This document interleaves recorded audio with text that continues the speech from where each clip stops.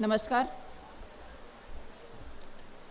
आई तुळजाभवानी, जगाचं आराध्य दैवत छत्रपती शिवाजी महाराज,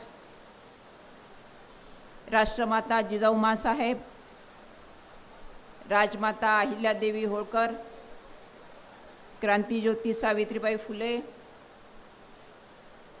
छत्रपती शाहू महाराज, भारतरत्न डॉक्टर बाबासाहेब आंबेडकर या सर्वांच्या स्मृतीला मी वंदन करते.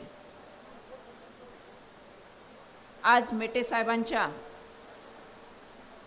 61व्या जयंतीनिमित्ताने व्यासपीठावर उपस्थित मराठा संघर्ष योद्धा मनोज भाऊ जरांगे,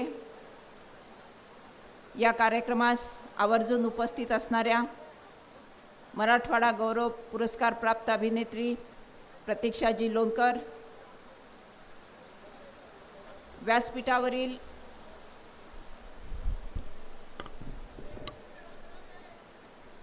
सर्व सामाजिक संघटनांचे मान्यवर प्रतिनिधी, सन्माननीय व्यासपीठ, महाराष्ट्राच्या सर्व जिल्ह्यातून उपस्थित असणारे शिवसंग्रामचे पदाधिकारी, उपस्थित माता भगिनी बंधू आणि पत्रकार बांधवांनो, दरवर्षी साहेबांचा 30 जूनला वाढदिवस साजरा व्हायचा आणि तो प्रत्येक वाढदिवस मी व्यासपीठाच्या खाली बसून अनुभवलेला आहे. जवळपास 22 वर्ष हा प्रघात होता. माझ्या दुर्दैवाने मागच्या वर्षीपासून मला हा दिवस व्यासपीठावर उभा राहून साजरा करावा लागतोय. आजही जेव्हा मी व्यासपीठावर उभं राहून आपल्याशी संवाद साधते तेव्हा अर्थातच नजरेसमोर साहेबांचं स्मृतिस्थळ आहे आणि असं वाटतंय की त्या ठिकाणाहून साहेब आपणा सर्वांना पाहतायत. एक विलक्षण योगायोग. मागच्याही वर्षी पावसाने अशीच हजेरी लावली होती. आज देखील जेव्हा शेतकरी राजा पेरणी पश्चात चातकासारखा तरसतोय पावसासाठी, तेव्हाही आपल्या कार्यक्रमाच्या उत्तरार्धामध्ये पावसाने हजेरी लावलेली आहे. कदाचित आपण जो हा समाजामध्ये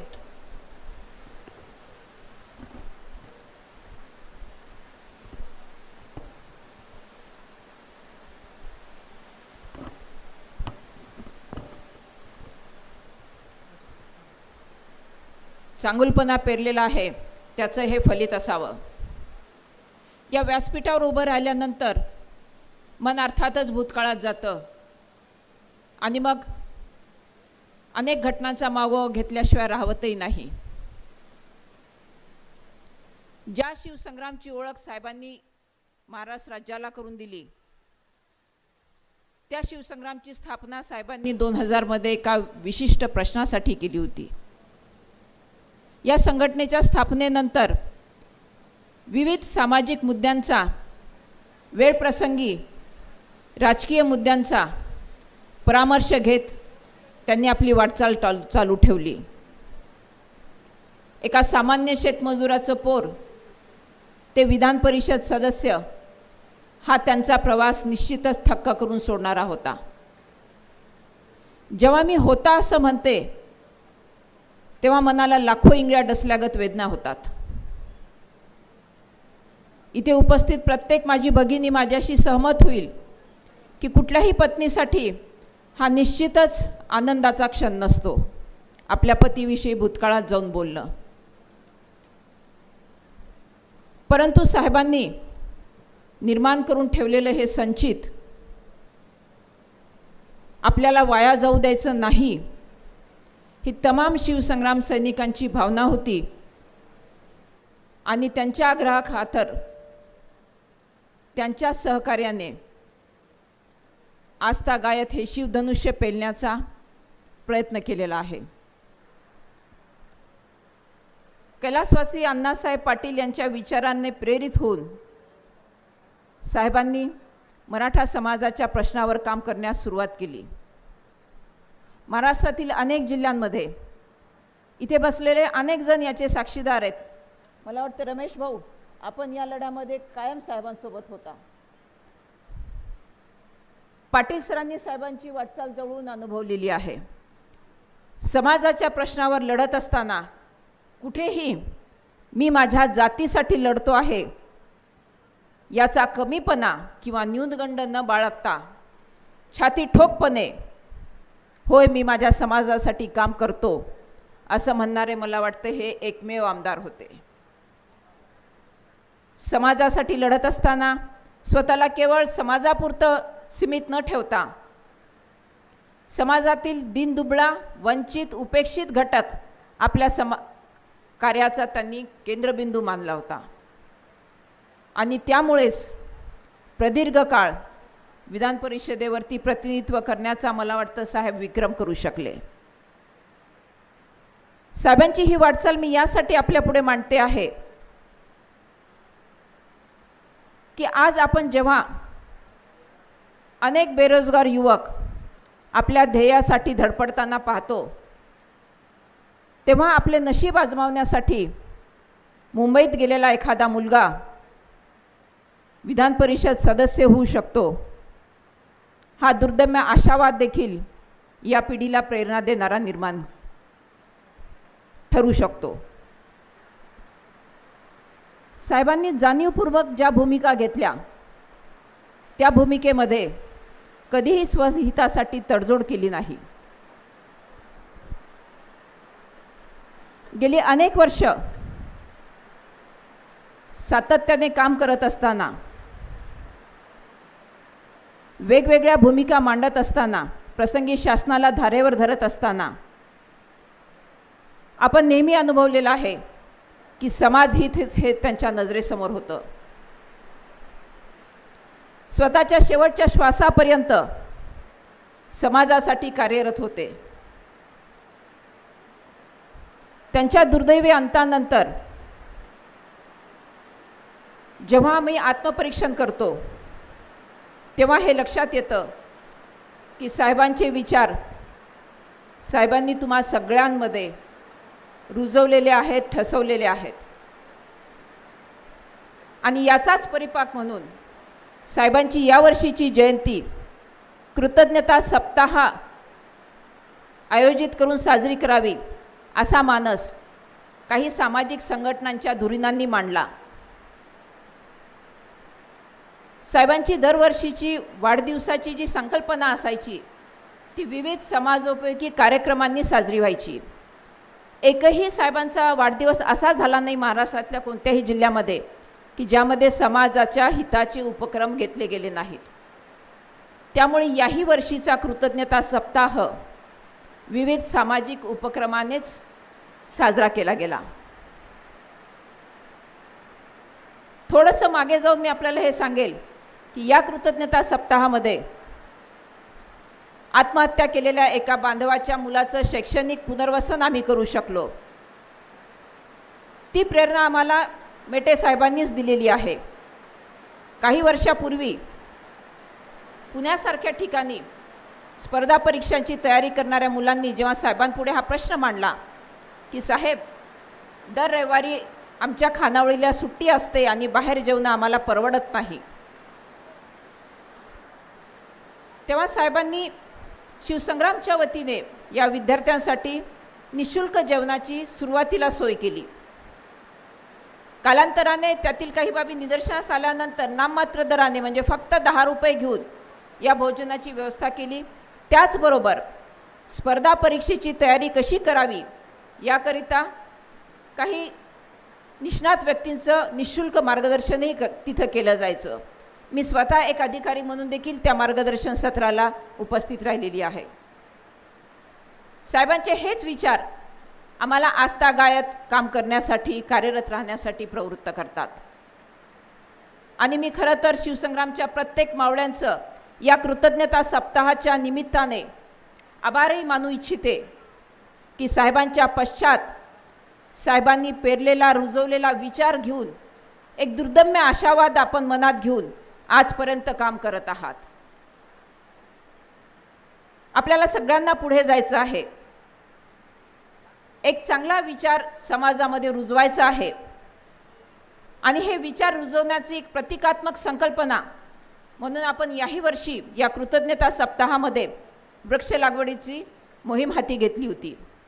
आपल्या परीने आपण एका सामाजिक मुद्द्यावरती काम करण्याचं साहेबांच्या पश्चातही काम केलेलं आहे. आपल्या सगळ्यांना आठवत असेल, शेगावच्या अधिवेशनामध्ये साहेबांनी सर्वप्रथम शेतकरी आणि शेतमजुरांना पेन्शनची योजना असावी असा मुद्दा मांडलेला होता. एक दूरदृष्टी असणारा हा नेता आहे.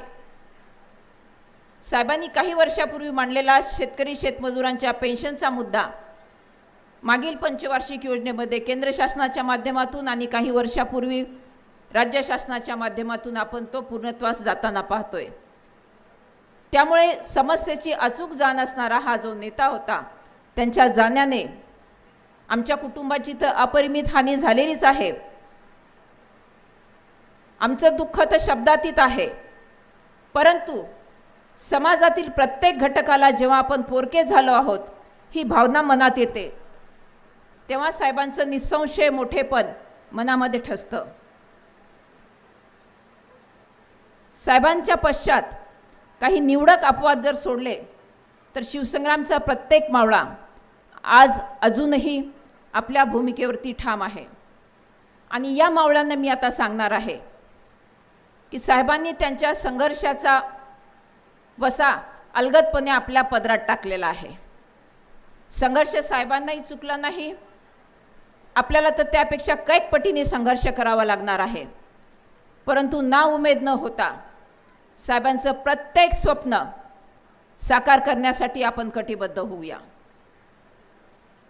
जेव्हा आम्ही महाराणी ताराराणी साहेबांचा वारसा सांगतो तेव्हा आम्हाला निश्चितच हे सांगितलं पाहिजे की कुठल्याही संकटाने ना उमेद न होता न खचता आपल्याला आपली लढाई पुढे चालू ठेवायची आहे. आणि मला 100% खात्री आहे, हा जो एल्गार आम्ही पुकारणार आहोत त्यामध्ये आपणा सर्वांची मनापासून साथ असणार आहे.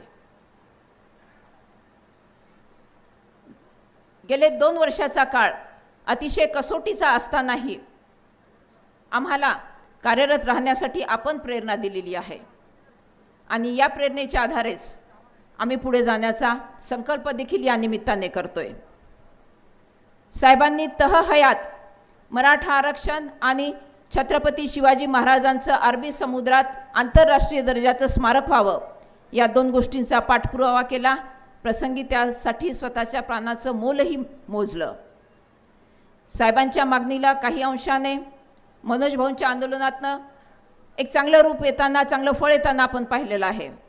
परंतु छत्रपती शिवाजी महाराजांचं आंतरराष्ट्रीय दर्जाचं स्मारक मात्र अजूनही पुढे जाऊ शकलेलं नाही. ज्या स्मारकाचं जलपूजन देशाच्या माननीय पंतप्रधानांनी केलेलं आहे त्या स्मारकाची आज एकही वीट रचली गेलेली नाही. ही साहेबांच्या स्वप्नाची मी म्हणेन शोकांतिका आहे. आणि हे साहेबांचं स्वप्न पूर्ण करण्यासाठी आपल्याला परत एकदा कटिबद्ध व्हावं लागेल. महाराष्ट्रभर जेव्हा साहेब काम करत होते तेव्हा स्वाभाविकच बीडचे भूमिपुत्र असल्यामुळे बीडवरती देखील त्यांनी विशेष परिश्रम घेतलेले आहेत. बीड परिसरातील विकास कामे आपण जर अनुभवली तर या नेत्याची कल्पकता आणि दूरदृष्टी ही देखील आपल्याला प्रकर्षाने लक्षात येते. बीडला कंकालेश्वर मंदिर, शहंशावली दर्गा ही प्राचीन देवस्थानं आहेत.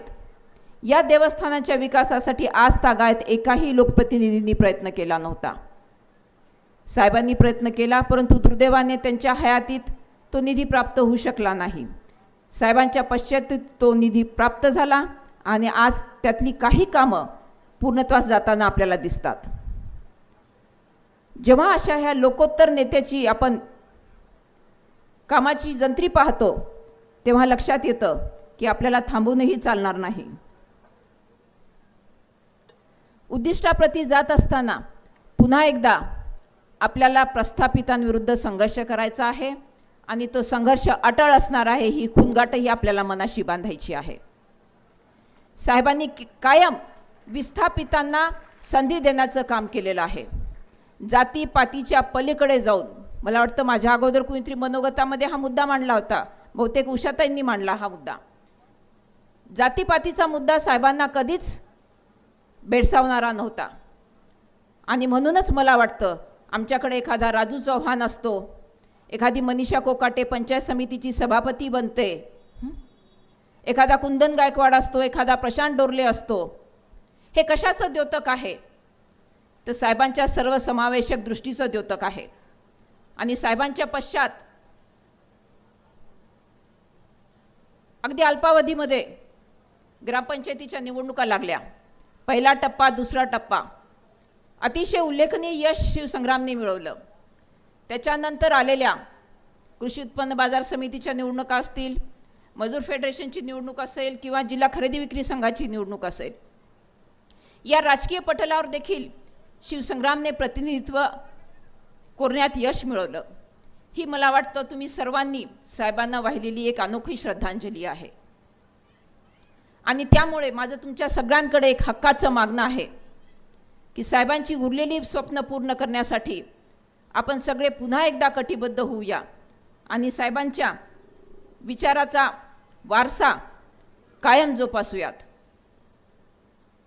खरं तर वाढदिवस म्हटलं की म्हणजे मला अजूनही साहेबांचा तो 2022चा वाढदिवस आठवतो.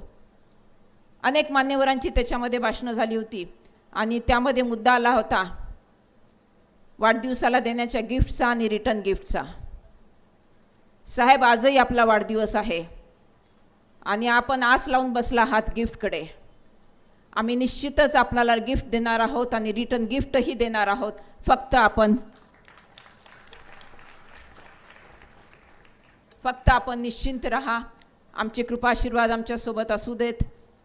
आम्ही आमच्या ध्येयापासून तसूभरही ढळणार नाही आहोत आणि आपल्या विचारांचा वारसा जोपासण्यासाठी सामान्याप्रती आम्ही कटिबद्ध आहोत हे सांगण्यासाठी आज आम्ही शिवसंग्रामच्या वतीने, युवक आघाडीच्या वतीने एक मदत कक्षाची स्थापना केलेली आहे हेही जाहीर करते. आणि त्याचबरोबर